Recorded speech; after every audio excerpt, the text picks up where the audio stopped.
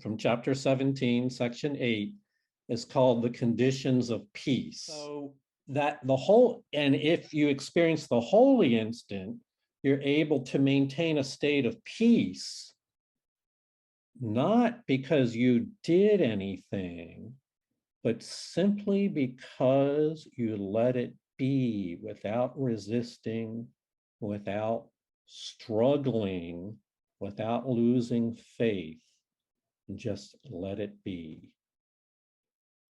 When the goal of peace has already been established, what is necessary for peace to prevail in that situation?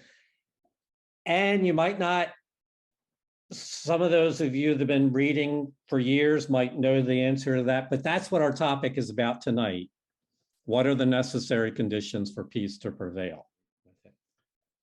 But remember this, the goal of holiness was set for your relationship and not by you.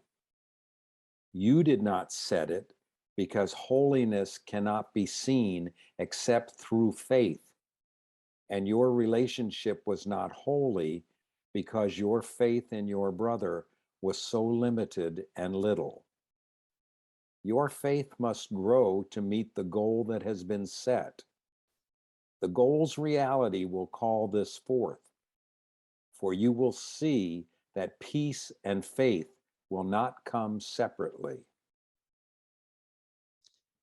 So interesting enough, a great deal of what we'll read about tonight is encapsulated right here. You could say what we will read about tonight is a further elaboration of this paragraph. So just a few of the highlights. So it is a goal of holiness set by the Holy Spirit and can not be seen except through faith. And that includes faith in your brother. Any limitation on your faith in your brother will interfere with your seeing and accepting this goal. In fact, your faith is not a constant. It must grow, elevate to meet the holy goal that Holy Spirit has set. And here's a point that was in our questioning. Where will you find this faith? I used to look to it myself for it.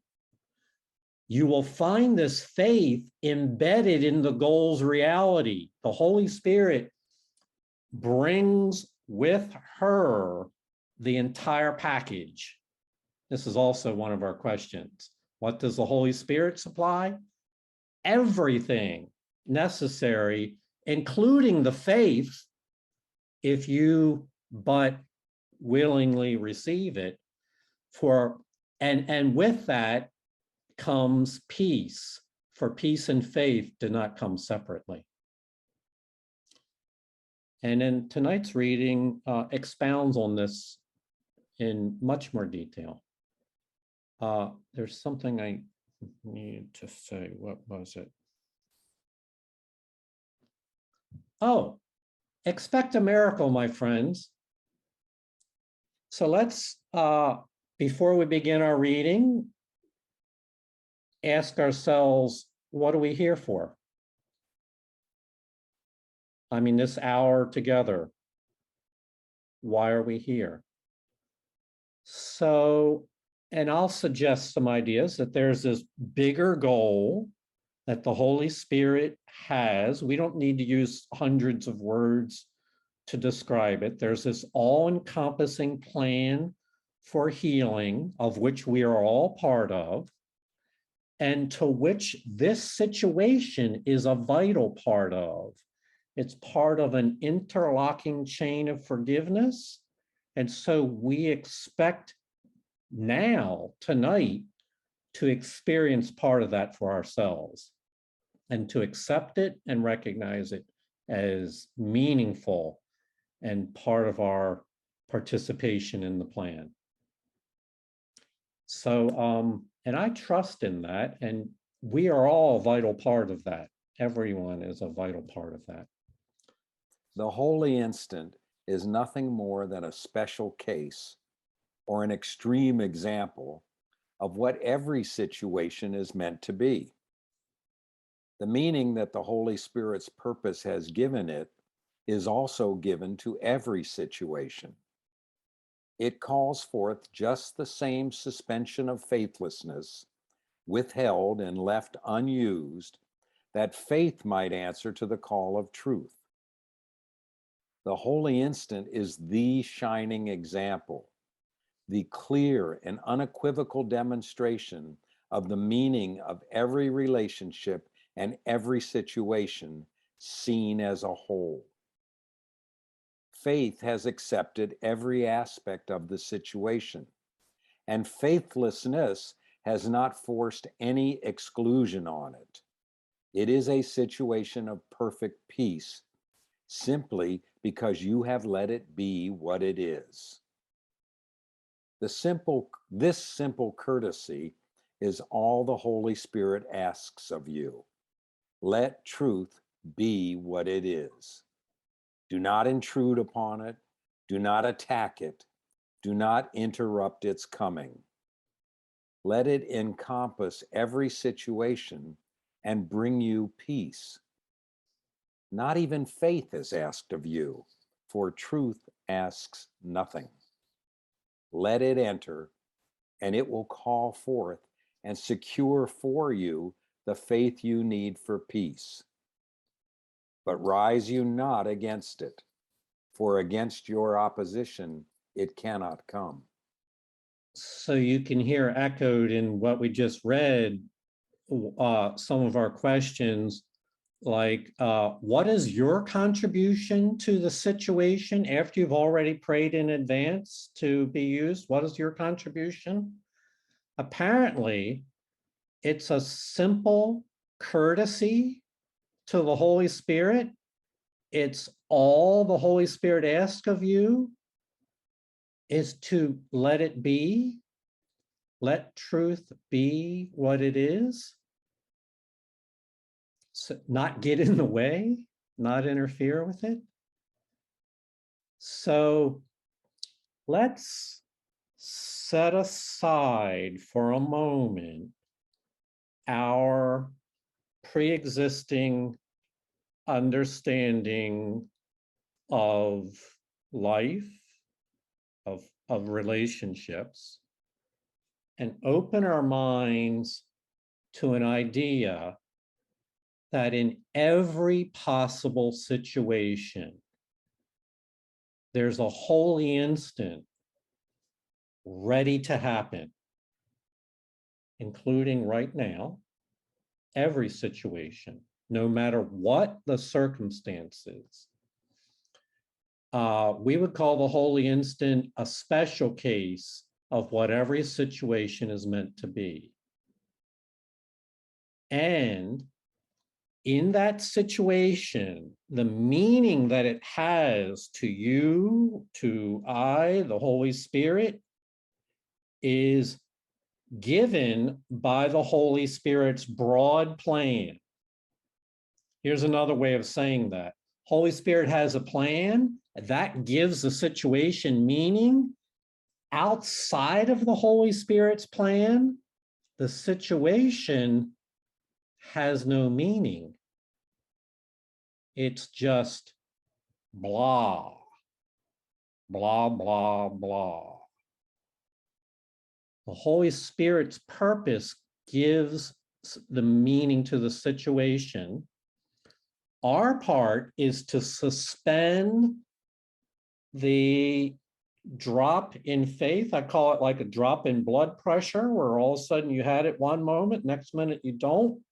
To suspend that, even when difficulties arise, to not be tempted to lose faith. So, and this is a template for all reality in the Holy Spirit's mind. I'm not saying this is the way we are accustomed to looking at it, but in the Holy Spirit's mind, this is a template for all reality. Let's get to work on Holy Spirit's plan. Everyone's a part of it. And so what Holy Spirit asks is simply let the truth do its work and do not interfere. Rise not against it, for against your opposition, the truth cannot come. Triple underscore this. This is where we get tripped up, is in our objections, our limitations, our belief in lack and judgment that interfere with the truth. And then finally, it really shocks me. Not even faith is asked of you. You are not the source of the faith. It's not asked of you. For truth asks nothing. The Holy Spirit provides all the ingredients, including the faith. So that was one of our other questions. What does the Holy Spirit provide? What do you provide? Holy Spirit provides everything. You simply allow it and witness to it and say yes and accept it. I had my first PT appointment next Monday, and you know, for those that don't know, physical therapy, right, from my rotator cuff, and I, was fortunate to get the appointment, and I'm anxious to get started and to move my arm a little, and I got a phone call today from the person saying she had to change the appointment for a week, and it was kind of like, I don't know, it just didn't feel right to me, but whatever. And I immediately thought, I cannot perceive my own best interests and it's all the way it's supposed to be. And I said, okay, sure, because it's showing up. So what can I do about it? And it was really like, okay. So she said she'd come next Monday. And I shockingly was like, okay, this is what's showing up. I'm just going to let it be. I'm not going to interfere like I would have. Like, well, can you come next Wednesday, or could you come Thursday? Or I'm so anxious, I've been waiting, all that stuff of the ego. And, it was just a whole new way of being. So that is kind of a miracle for me. And then an hour later, her boss called me and said, I don't really want that to happen. So if she can't come out, I'll come out. I thought, well, that's awesome, because now I'll get to meet her, having not even thinking about that. So there you go. I cannot perceive my own best interest, just have believed that that's the way it's supposed to be. So yeah, that's what happened with me today. And it speaks a lot of just letting it be. It sure does. It sure does. Excellent example of that. Thank you. Okay, so Holy Spirit supplies everything, not even faith is asked of you. And our role is to remain in a state of faithfulness and trust. By the way, let's remember our topic for tonight. In order for peace to prevail in any situation that's been given in advance to the Holy Spirit, what are the conditions needed to sustain peace? Would you not want to make a holy instant of every situation? For such is the gift of faith, freely given wherever faithlessness is laid aside, unused. And then the power of the Holy Spirit's purpose is free to use instead. This power instantly transforms all situations into one sure and continuous means for establishing His purpose and demonstrating its reality. What has been demonstrated has called for faith and has been given it. Now it becomes a fact. from which faith can no longer be withheld. The strain of refusing faith to truth is enormous and far greater than you realize. But to answer truth with faith entails no strain at all. The strain of refusing faith to the truth is enormous and far greater than you realize. The ego loves this stuff, this strain. So when we get confused about ourselves, we buy into the strain that the ego accepts as the essence of what we're here for. And so everything goes upside down. So what all of us learn with this program is that strain is not normal and natural and is not unnecessary. It's the enemy of peace. It's an obstacle to peace. We need not live that way in the strain of refusing to face the truth. And so this sets up the paradigm which is true throughout this. There's this very simple plan the Holy Spirit has, and our role is to not interfere with it, to not raise up obstacles in our own mind, to think this is too difficult, not possible, to lose faith in a brother, to then accept the strain as normal. Our role is to let it be, let it happen, and not interfere, not lose faith, and just simply accept the gift. And whenever, it's not to say it would not occur to you to have a faithless thought, but when that does occur, lay it aside, unused, don't nurture it, and go into the strain involved in faithlessness. So, all that's true. Let's go one layer deeper now.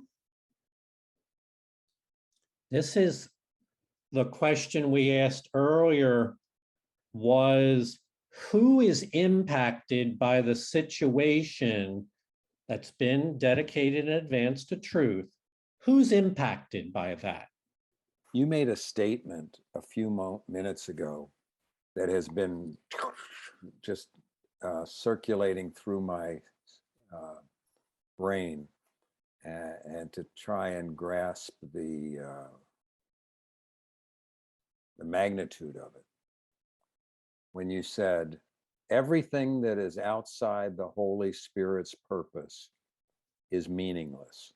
I believe that's exactly what you said.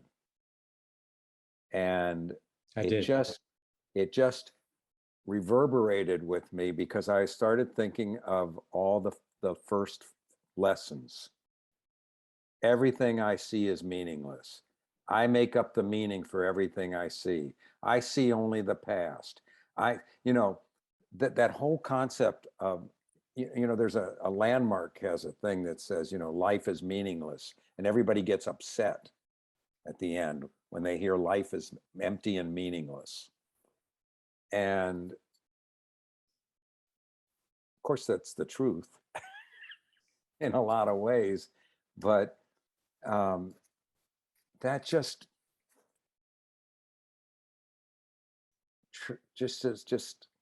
inspired me in terms of if we look at a new way of viewing things. Yes. A new vantage point of how you used to hold the little mirrors up like that. Mm-hmm. It's a new reflection on all that is. Mm-hmm. Mm-hmm. And a change in thinking completely. Mm-hmm. And that faith that all is right. You hear people say all's well in the world, all's right in in God's universe. And everybody says, yeah. But yeah, is the Holy Spirit approach. And I loved the example that Susie used about being something happens that we're not expecting and seems to be in conflict with our desires. Mhm. But she accepted it, and rather than make a ruckus, she accepted it. I don't know what it's everything happens in my best interest, so I'm just going to let it be. And then something better happened, that was more in line with the truth for her. And I just thought that was really a beautiful example. And this whole concept. And when you said that, it was just like a holy instant for me, because it just allowed me to reflect on a different meaning for all that I see. Yes. So thanks. Yes. You're I welcome. just wanted to share that. Yeah. Yeah. And David, landmarks, life is meaningless. So we would just tweak that a little and say life outside the Holy Spirit's purpose is meaningless. Or even still further, trying to find meaning outside of the Holy Spirit's purpose is what? Is an illusion. Is futile. I think they use the word insane in this book. Insane. Yeah. So here's an idea. The question we asked at the beginning of class is, in any situation devoted in advance to the Holy Spirit, who is impacted by the situation and its goal? What's the sphere of influence of that situation? Well, here we go. We're talking about the power of the Holy Spirit's purpose is free to use. This power instantly transforms. So let's think of the sphere of influence. It instantly transforms all situations, not into separate situations, but into one sure and continuous means for establishing his purpose and demonstrating its reality. Think jigsaw puzzle. If you're a piece in a jigsaw puzzle and you get connected up with 2 or 3 pieces surrounding you, you might not realize it, but that's a part of a much bigger jigsaw puzzle. What we might call one sure and continuous means for establishing the whole picture. You might not see it, but the Holy Spirit does. The Holy Spirit recognizes that every grouping on that jigsaw puzzle is essential to the whole. And this is another way of saying what Jane talks about. It's a hologram.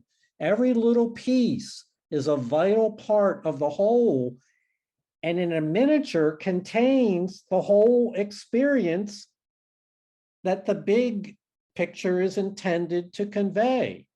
It's possible to view every situation in this light,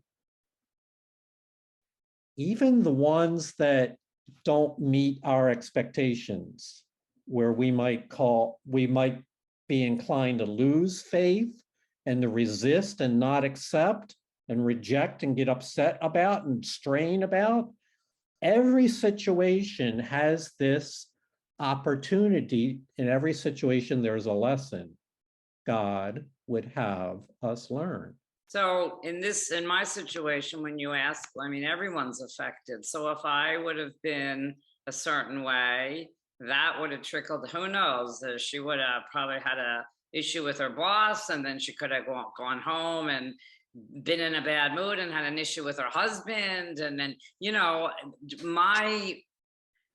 my attitude, or if I had been reacting from my ego, I would have set off her ego, which might have set off her boss's ego, which then creates this. So when you say so many other people are affected by one moment of behavior. So I chose peace and faith, and then she was happy and everybody else was, and no one got all wound up, but it could have had this huge trickle down effect, but it had a trickle down effect more of like, oh, okay, peace, which it very well could have been the opposite. And even for me, this says peace and faith. And it's interesting you say we don't even need the faith, it's the Holy Spirit. It's interesting because what I was saying was I have faith in what the Holy Spirit Yes. sees. Yes. And I felt really peaceful, and it was really unusual. Like me and Vienna always say, we look around and say, who is that person answering so calmly? But it was really peaceful. So it goes with the faith. Yeah, I find it just what you said there. I have faith in the Holy Spirit allows me to just be an innocent participant in all this rather than in control and having to supply the necessary ingredients. I say, wow, I'm here, I'm co-creating, but not in control here. Not and this is the huge insult for the ego because it controls its number one scheme for dealing with any situation. And so it's letting truth be what it is relinquishing control. When you say let truth be what it is, can you give an example and or elaborate? I mean, okay, so truth is that we are all holy sons of God. Okay, in this particular section, is that what truth is that we're talking about? It is. I think it's perhaps true. So I'll relay it the way I get it. I feel it, understand it. So I'm 5 years old, and my parents say we're going on vacation for the next few days.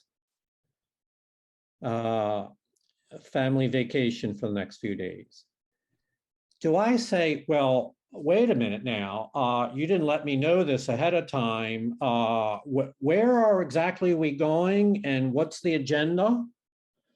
No, a 5-year-old just says, sure, okay, I trust that you guys have worked out those details and have my best interest in mind. And so it's an attitude of trusting.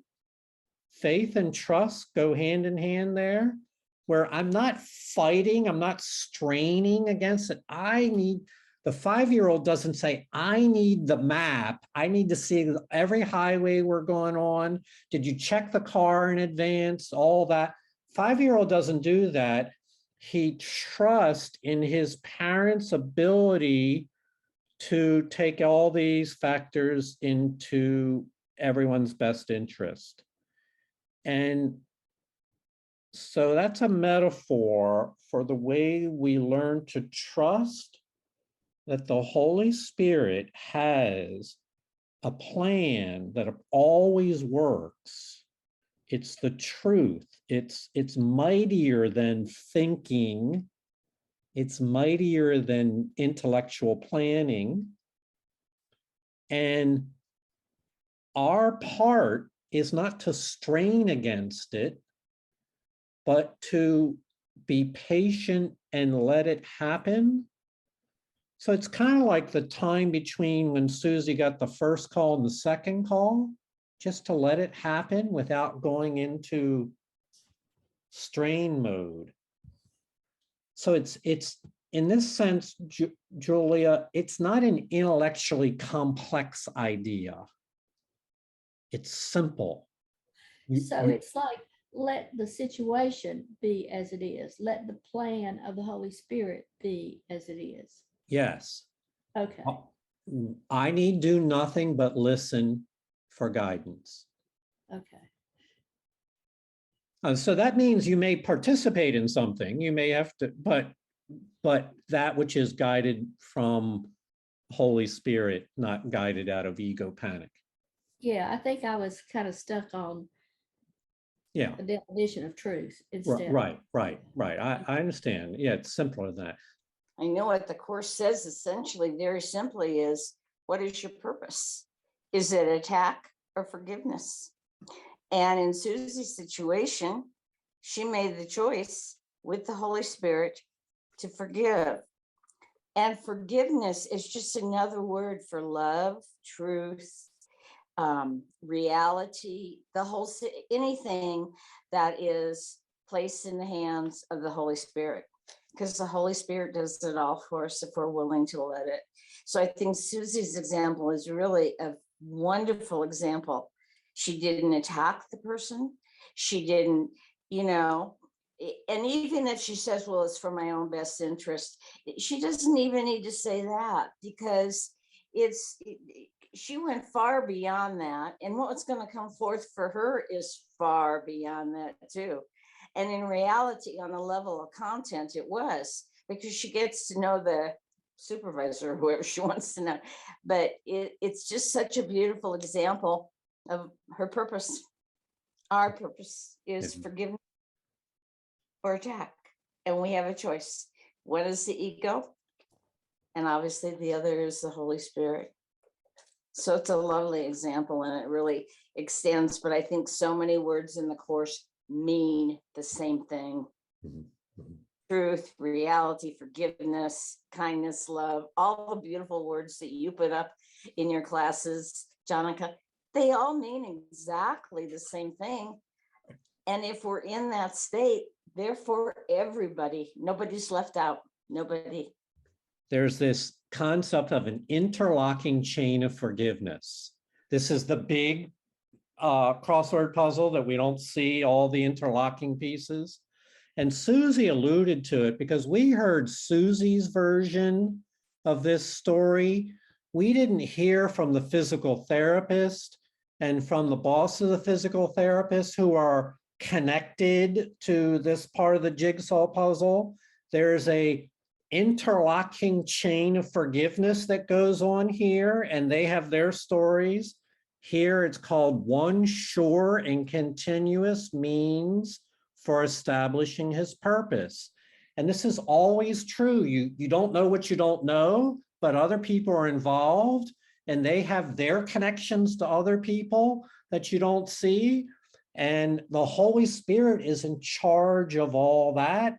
So the truth is, Julia, that there's something greater going on here, far beyond our comprehension.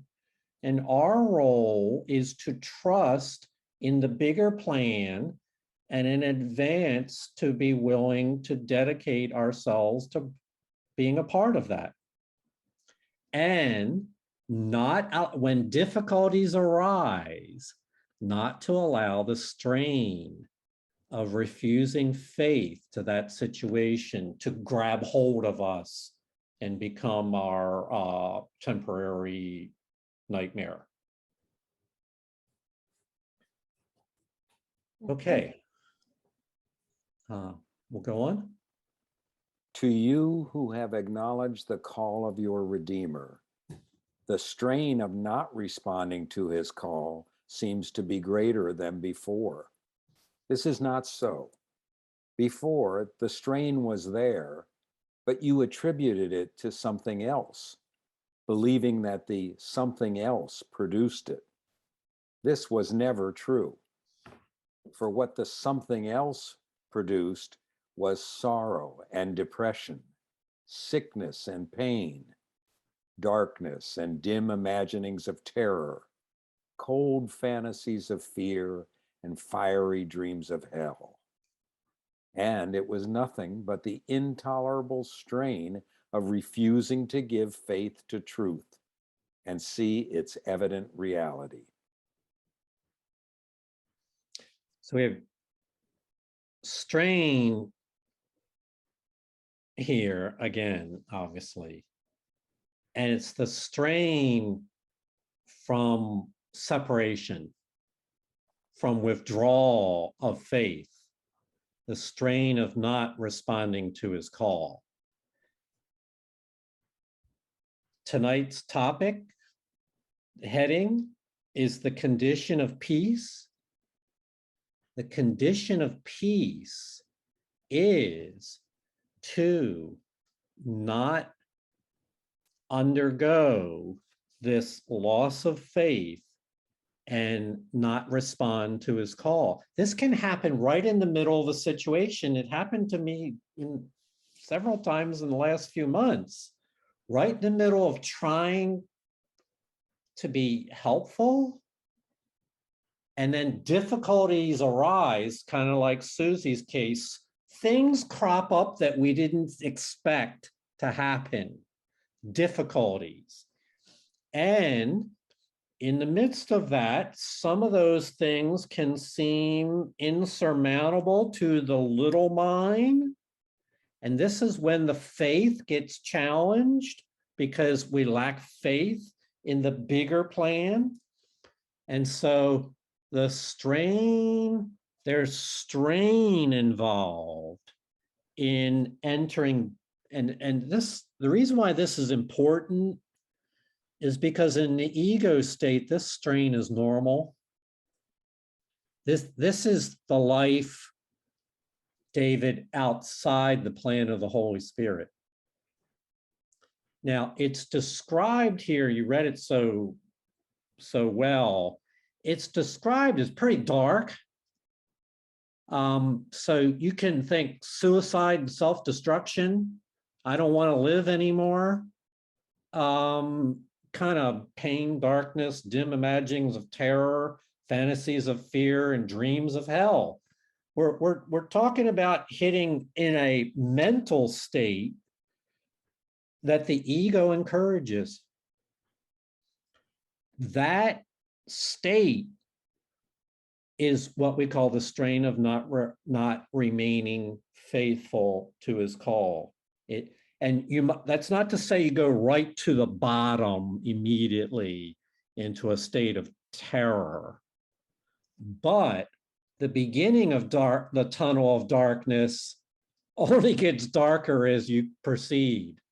It's one long tunnel of darkness. It doesn't get any better the deeper you go into it. So the condition for peace is to remain faithful that the Holy Spirit's plan will prevail regardless of the details of the situation that arise that may seem beyond your little ability to respond. This is where I get hooked. Something arises that's outside my scope of knowledge and experience, my competence range. Something arises and all of a sudden I feel inadequate to respond.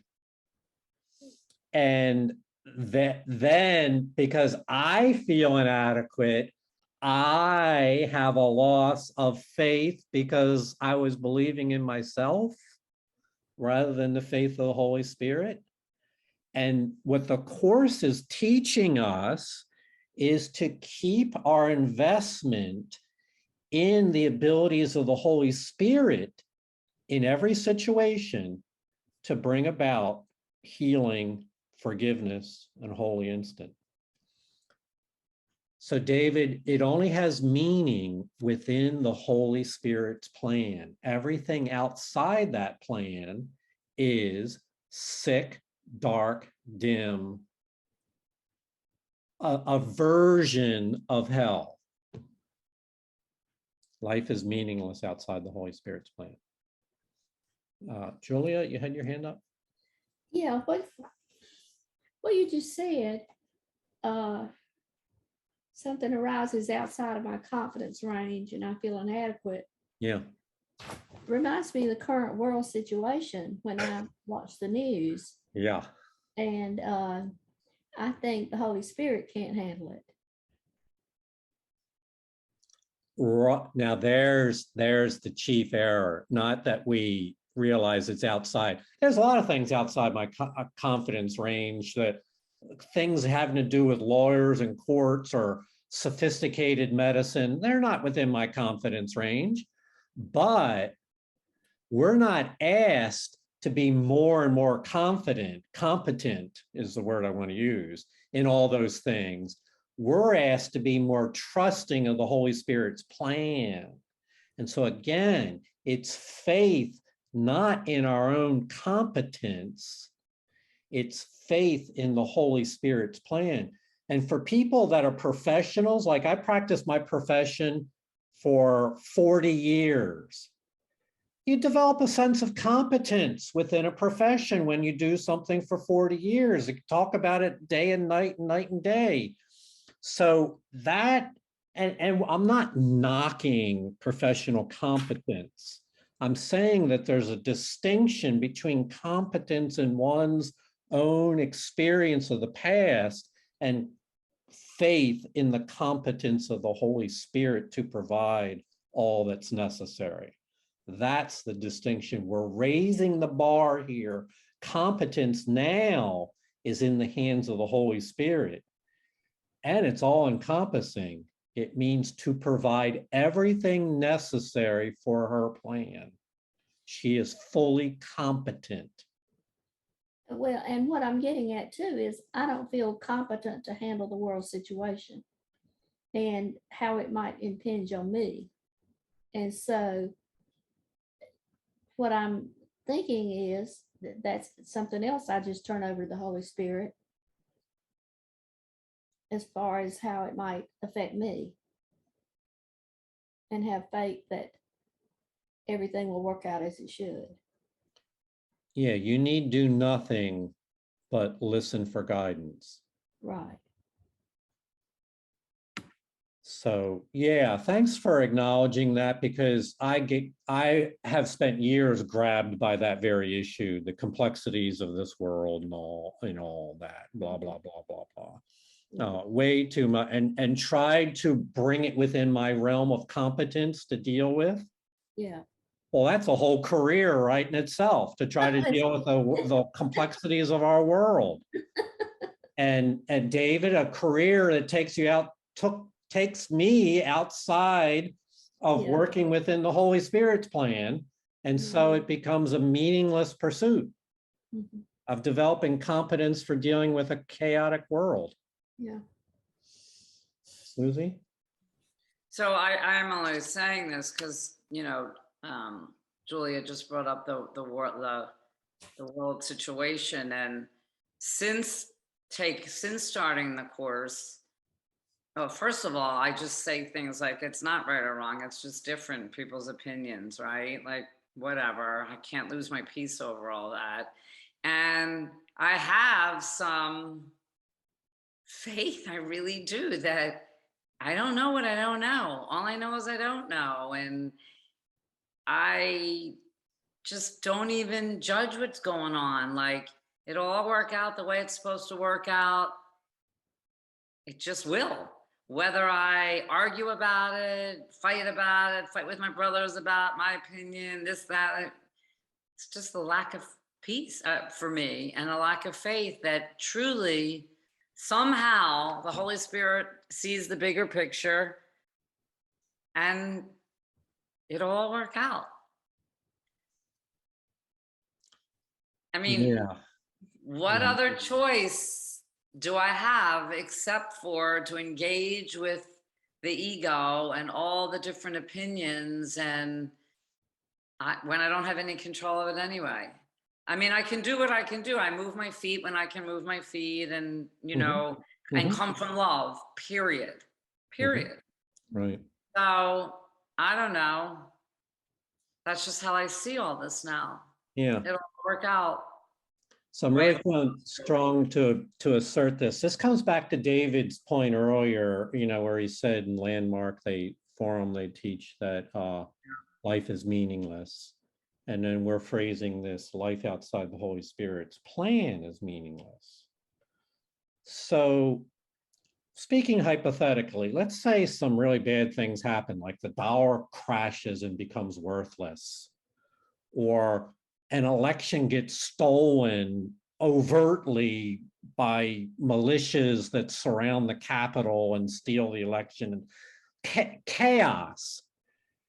Is the Holy Spirit unable to accomplish her plan if those things happen? For in other words, is the meaning that we are looking for in our life determined by those things happening or not?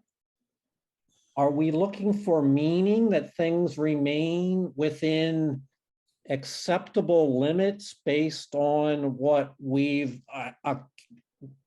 become used to?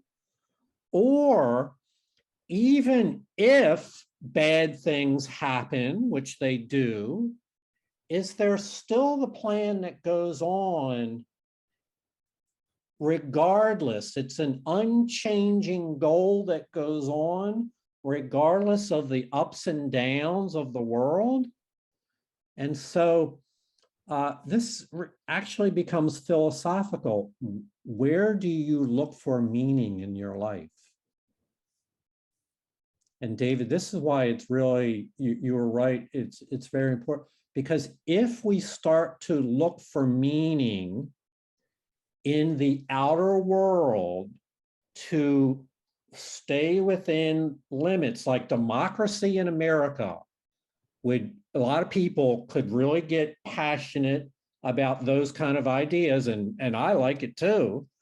But if all that should change, does that mean we go into a fiery dream of hell?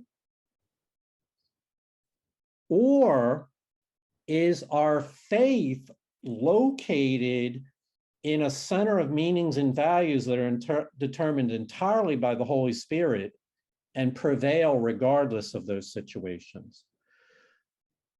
So sorry to drag you through all that, but these are some of the things that come up when we talk about the world and the news. Where are you looking to find the meaning of your life? And I've looked outside. Let me tell you, I never, I don't recommend, we know better now. We have a better guide, a better map here of where to look for meaning. And this one's the one that brings about many other, reduces the internal strain, brings faith, and brings peace. So thank you for hearing me on that, Jane. Thank you for your patience.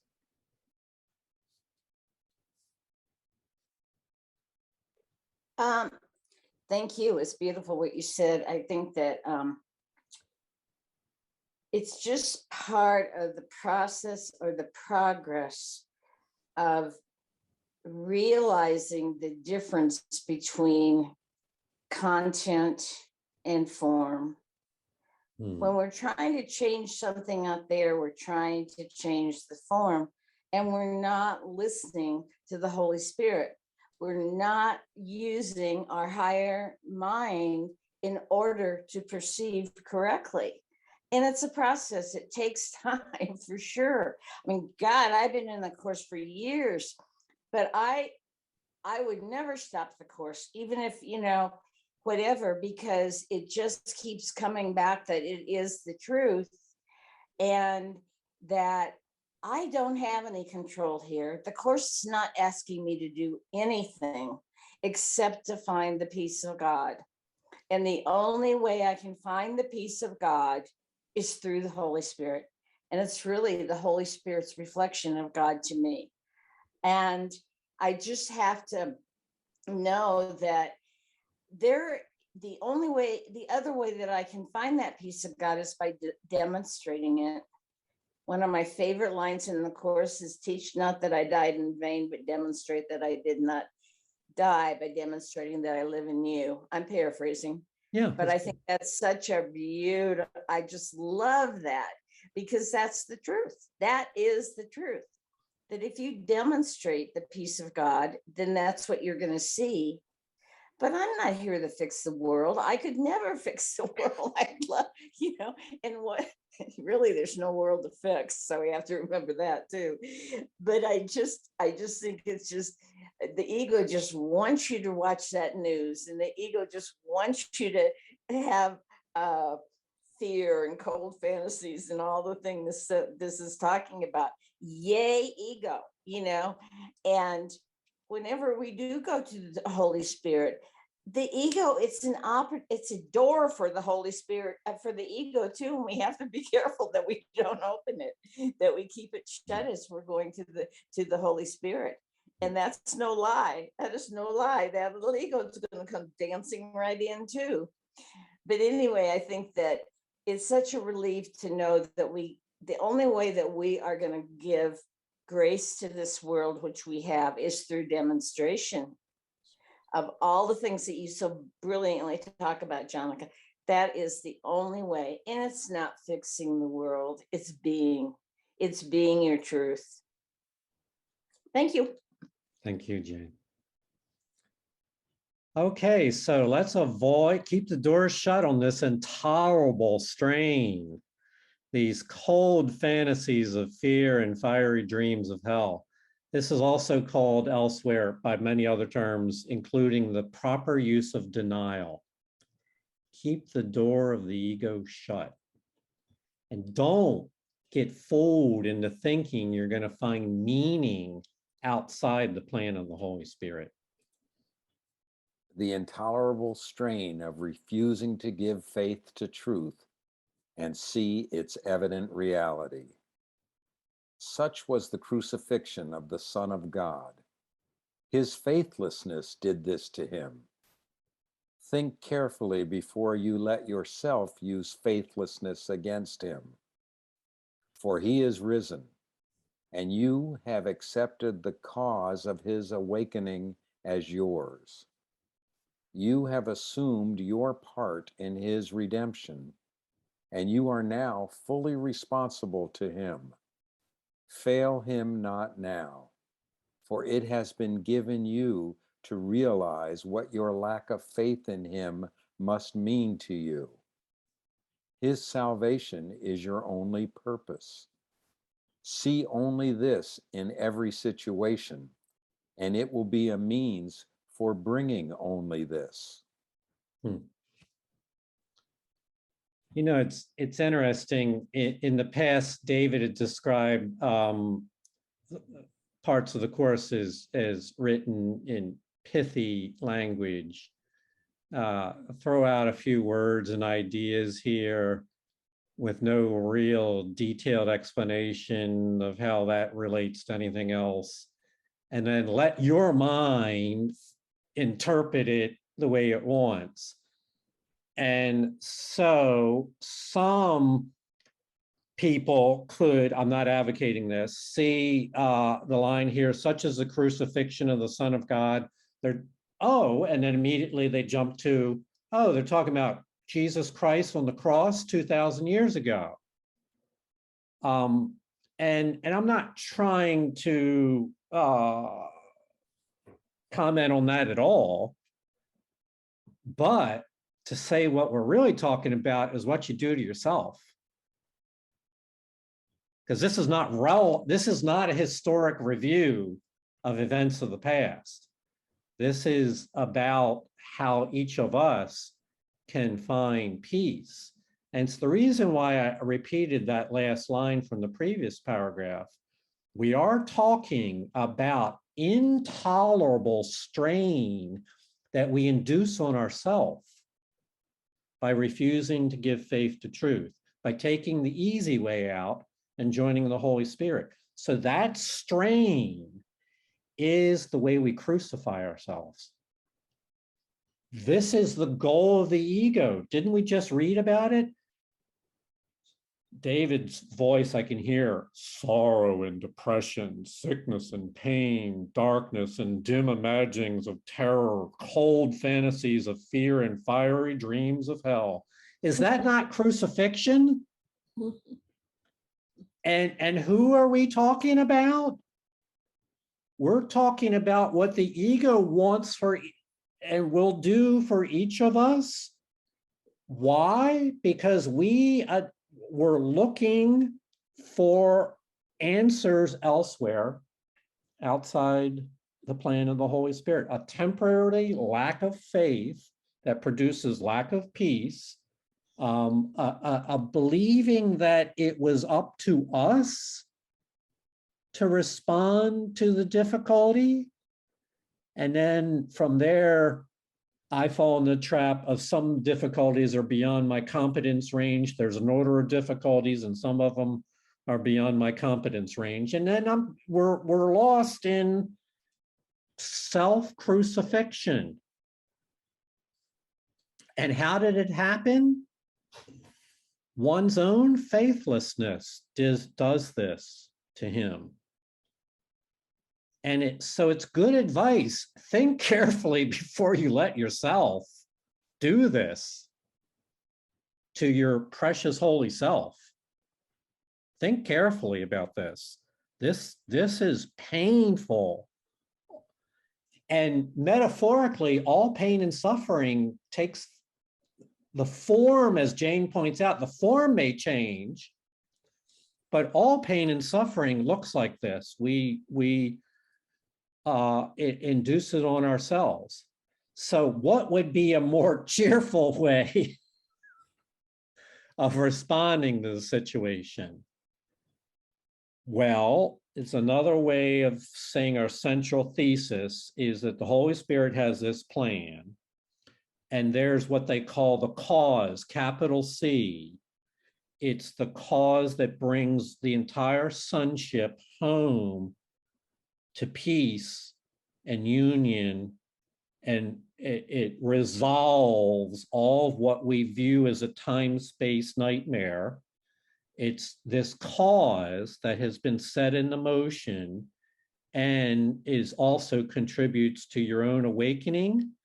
It's to place your confidence in that and assume that you're part in a redemption, that you have a part in it. Yes, we are all. So Julia, we are not going through all this passively. We have a part to play. I choose peace now. We have a part to play in it. And as they say, and you are now fully responsible to him. Fail him not now, for it's given you to realize what your lack of faith will do. Self-crucifixion. And so see only the solution. So Jane used the idea of doors where when it opens, it's like a room you enter into and it's an ego trap. And I have this image somewhere that I don't have it with me now about all this hallway full of doors, temptations to get off the path along the way.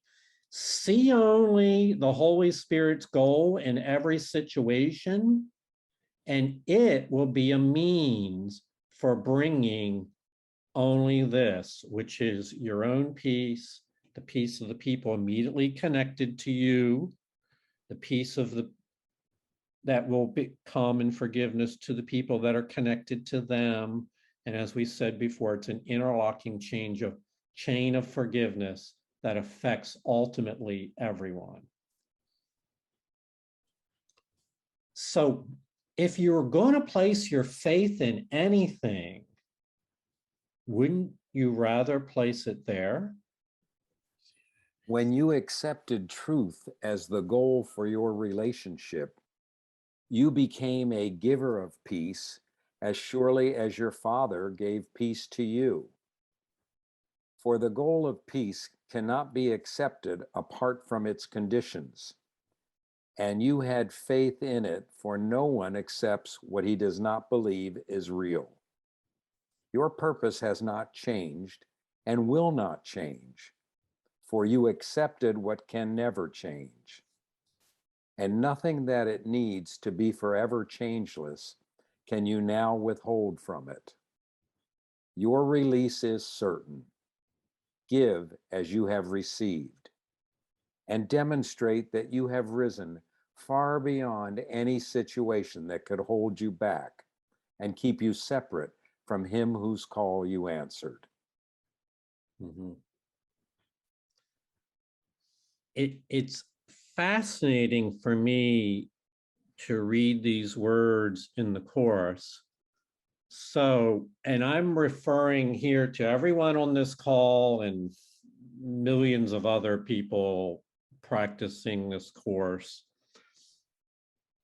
that at some level have said, God, I want peace. Above all else, I want to forgive and be at peace. Anyone that's prayed that prayer ever, even if they then lose sight of that, everyone that's a part of that enlists themselves at a deep level of their soul. They enlist in a program of peace. I'm not saying they don't get knocked off of that from time to time. And so the goal of peace, there's this, it's like a policy that the Holy Spirit has written. And when you pray that prayer for forgiveness and peace, she gives you all the benefits of the entire policy. You may not have read all the print that's involved in it, but you get the coverage anyway. You're fully covered by her entire plan just because you sincerely, willingly asked for peace. And so once you get coverage by that policy, your purpose doesn't change and will not change, for you accepted what can never change. This is the truth. I'm not trying to be cute here. When you sincerely, one sincere request to the Holy Spirit enrolls you, and that will never change, because it's a forever changeless policy. And though your mind may vacillate in its faith and belief from time to time, it doesn't change your coverage. Matter of fact, you might go back to crucifying yourself, but you still have the coverage. You're still a part of the plan because you asked to be. And your release is certain. I find that very reassuring. I hope you do as well. So, Julia? So if I miss a payment on the plan, Actually, in this plan, Julia, it's free. oh, it's free. No, nothing is asked of you except that you would say yes and maintain your belief in God's plan for salvation. It's only our, yes, free plan. You can stop writing checks. So we can't lose. No, your release is certain. You're enrolled in a changeless plan. And see, because this is what happens, being somewhat serious now, we're laughing here. But if, let's say, I fall away from my practice and really lose consciousness and go back to old patterns, the ego then will say that I'm terribly guilty and that I've lost my coverage. Will it not? That's its goal, is to have you dream these fearful dreams. What we're saying, Julia, is the loving plan of God is complete coverage, changeless and forever. Your release is certain, your coverage is certain. So it's Now, about trust. whether or not you choose to believe in that is what tonight's topic is all about. Your faith remaining adhered to that coverage. That's really what the choice is about. Yeah, so it's about trust. It really is. Characteristics of God's teachers, because this is what we're talking about, is maintaining faith in the Holy Spirit's plan. The characteristics of God teachers, the foundation is trust, and everything builds upon that. Everything. Jane? At the beginning of the class, you asked the question, why do you come to this class? Or why do you come to this group? And I thought, that's just such a wonderful question. And for me, it's because everybody in this class is so demonstrating their desire to find the peace of God. And it's all the same. It's different situations or different forms of experiences, but the truth is there in one's experiences, because the honesty of people, of those in the group, talking about whether the experience seems to be with the Holy Spirit or the experience seems with the ego, it's still the honesty, which is so important, because at least to me, because I feel like it's, if I don't demonstrate what I'm feeling, not to put somebody down or not to bring somebody up, but just to demonstrate my truth, then nobody's going to demonstrate it to me. And that's what I think is so beautiful here, is that people demonstrate their truth. Doesn't mean that it's all glory and glamorous or anything, but it's their truth that they're looking very determinedly. I don't think that's a word, but anyway, with determination to find that peace of God. And I don't think there's any more beautiful gift than that. Thank you. No, there's really no more beautiful gift than that. So Jane was talking about each of us. There's no more beautiful gift than what you are.